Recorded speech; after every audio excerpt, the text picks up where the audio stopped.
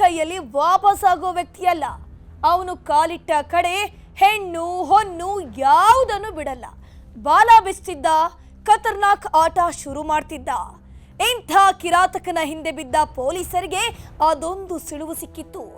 ಆ ಸುಳಿವು ಬೆನ್ನತ್ತಿದ ಕಾಕಿಗೆ ಮತ್ತೊಂದು ಶಾಕ್ ಕಾದಿತ್ತು. ಹಾಗಾದ್ರೆ ಯಾರ ಕ್ರಿಮಿ, ಹೇಗೆಲ್ಲ ಆಟ ಆಡ್ತಿದ್ದ ಅಂತೀರಾ? ತೋರಿಸ್ತೀವಿ ನೋಡಿ.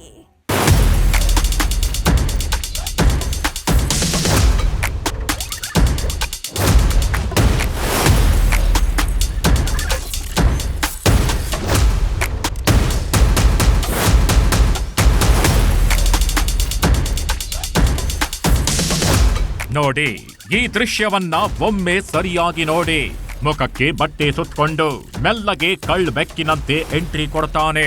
ಮೊದಲು ಅದೊಂದು ರೂಮಿನೊಳಗೆ ಹೋಗೋಕೆ ಟ್ರೈ ಮಾಡ್ತಾನೆ. ನಂತರ ಆ ರೂಮಿನ ಎದುರಲ್ಲಿದ್ದ ರೂಮಿನೊಳಗೆ ನುಗ್ತಾನೆ. ಹೀಗೆ ರೂಮಿಗೆ ಹೋದ ಕಿರಾತಕ ಕೆಲವೇ ಕ್ಷಣಗಳಲ್ಲಿ ಹೊರಗಡೆ ಓಡೋಡಿ ಬರ್ತಾನೆ. ಯಾಕಂದ್ರೆ ಯುವತಿಯೊಬ್ಬಳು ಚಂಡಿ ಚಾಮುಂಡಿಯಾಗಿದ್ಲು. ರೂಮಿಗೆ ನುಸುಳಿದ ಕ್ರಿಮಿಯನ್ನ ಅಟ್ಟಾಡಿಸಿದ್ಲು. ಚಟೀರ್ ಪಟೀರ್ ಅಂತ ಗೂಸ ಕೊಡೋಕೆ ಶುರು ಮಾಡಿದ್ಲು.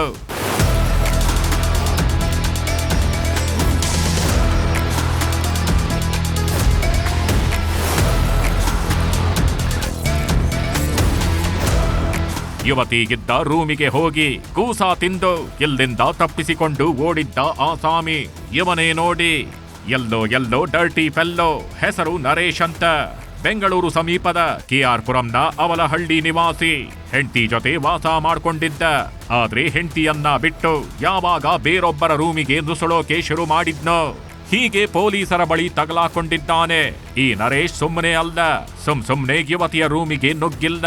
ಇವನ ಅಸಲಿ ಕಹಾನಿ, ಇವನ ಹಿಸ್ಟ್ರಿಯೇ ಬೇರೆ ಲೆವೆಲ್ಗಿದೆ.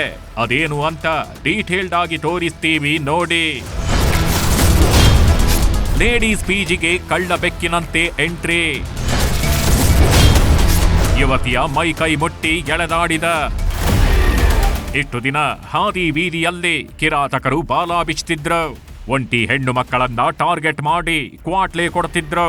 ಇದೀಗ ಸಿಕ್ಕ ಲೇಡೀಸ್ ಪಿಜಿಗಳಿಗೆ ನುಗ್ಗಿ ಬಾಲ ಬಿಚ್ತಿದ್ದಾರೆ.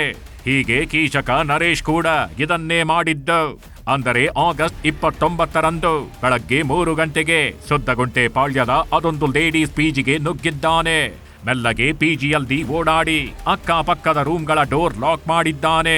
ಹೀಗೆ ಡೋರ್ ಲಾಕ್ ಮಾಡಿ ಎದುರಲ್ಲಿದ್ದ ರೂಮಿಗೆ ಸೀದಾ ನುಗ್ಗಿದ್ದಾನೆ. ಈ ವೇಳೆ ಆ ಯುವತಿ ರೂಮ್ ಮೇಟ್ ಇರಬಹುದು ಅಂತ ಸುಮ್ಮನಾಗಿದ್ದಾಳೆ.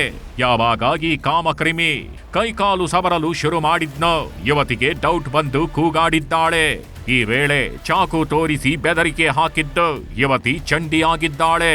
ಹಿಂದೆ ಮುಂದೆ ಆಲೋಚನೆ ಮಾಡದೆ ಕಾಮುಕನ ವಿರುದ್ಧ ತಿರುಗಿ ಬಿದ್ದಿದ್ದಾಳೆ. ಯುವತಿ ಏಟಿಗೆ ಬೆದರಿ ಹೋದ ಈ ಕಾಮುಕ ನರೇಶ್ ಪಿಜಿಯಿಂದ ಎಸ್ಕೇಪ್ ಆಗಿದ್ದಾನೆ. 29th ಲಾಸ್ಟ್ ಮಂತ್ ಅಲ್ಲಿ ಹೊಸದಾಗಿ PG ಓಪನ್ ಆಗಿತ್ತು ಸುದ್ಗುಂಟೆ ಪಾಳ್ಯ ಲಿಮಿಟ್ಸ್ ಅಲ್ಲಿ.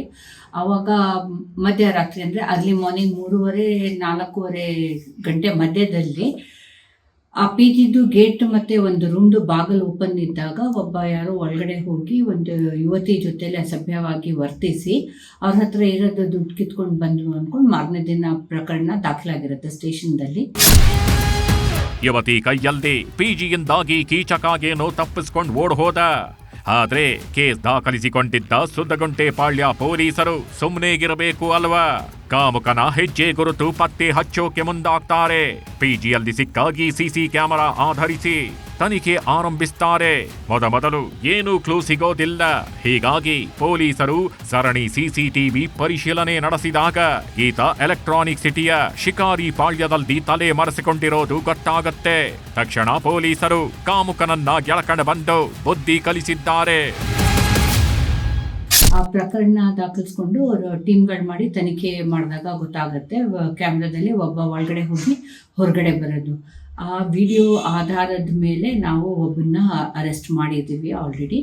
ಅವರು ಕನ್ಫೆಸ್ ಮಾಡಿದ್ದಾರೆ, ಒಳಗಡೆ ಹೋಗಿ ಯುವತಿ ಜೊತೆ ಅಸಭ್ಯವಾಗಿ ವರ್ತಿಸಿ ಅವ್ರಿಗೆ ಹೆದರಿಸಿ ಮತ್ತೆ ದುಡ್ಡು ಕಿತ್ಕೊಂಡಿದ್ರು ಅಂದ್ಕೊಂಡು. ಈ ನೀಚ ನರೇಶ್ ಆಂಧ್ರದಿಂದ ಕೆಲಸ ಹುಡುಕೊಂಡು ಬೆಂಗಳೂರಿಗೆ ಬಂದಿದ್ದ. ಬೆಂಗಳೂರಿನಲ್ಲಿ ಮೊದಲು ಸ್ವಿಗ್ಗಿಯಲ್ಲಿ ಕೆಲಸ ಮಾಡ್ಕೊಂಡಿರ್ತಾನೆ. ಆದ್ರೆ ದಿನಗಳದಂತೆ ಲೇಡೀಸ್ ಪಿಜಿಗಳ ಮೇಲೆ ಕಣ್ಣು ಹಾಕಿದ್ದಾನೆ. ಸೈಲೆಂಟ್ ಆಗಿ ಪಿಜಿಗಳಿಗೆ ಹೋಗೋದು, ಸಿಕ್ಕ ವಸ್ತುಗಳನ್ನ ಕದೀತಿದ್ದ. ಹೀಗೆ 5-6 ಪಿಜಿಗಳಲ್ಲಿ ಕಳ್ಳತನ ಮಾಡಿದ್ದಾನೆ. ಅಲ್ಲದೆ ಬಾಗಲೂರಿನ ಪಿಜಿಯಲ್ಲಿ ಯುವತಿಗೆ ಕಿರುಕುಳ ನೀಡಿದ್ದ ಅನ್ನೋದು ಗೊತ್ತಾಗಿದೆ. ಈತನ ಮೇಲೆ ಮದನಪಲ್ಲಿ ಠಾಣೆಯಲ್ಲಿ 2 ಕಳ್ಳತನದ ಪ್ರಕರಣ ದಾಖಲಾಗಿದ್ದು, ಸದ್ಯ ಕಾಮುಕನನ್ನ ಬಂಧಿಸಿದ SG ಪಾಳ್ಯ ಪೊಲೀಸರು ತನಿಖೆ ಮುಂದುವರೆಸಿದ್ದಾರೆ.